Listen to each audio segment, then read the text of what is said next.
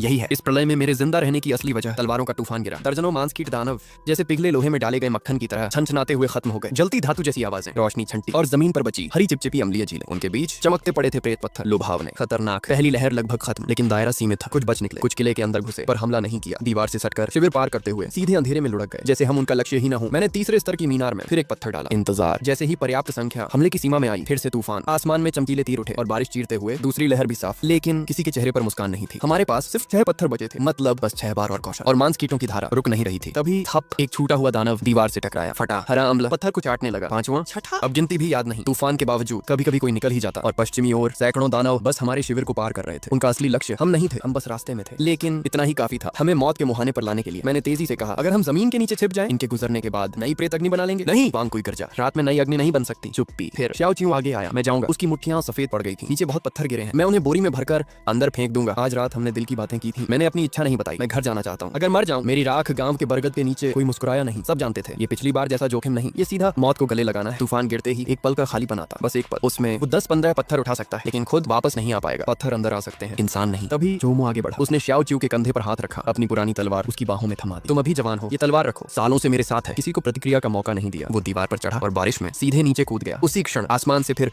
तलवारों का तूफान बरसा और दीवार के सामने एक क्षणिक खाली क्षेत्र बना। बस एक पल का जीवन, और उसके बाद या तो अमर कहानी या अंत।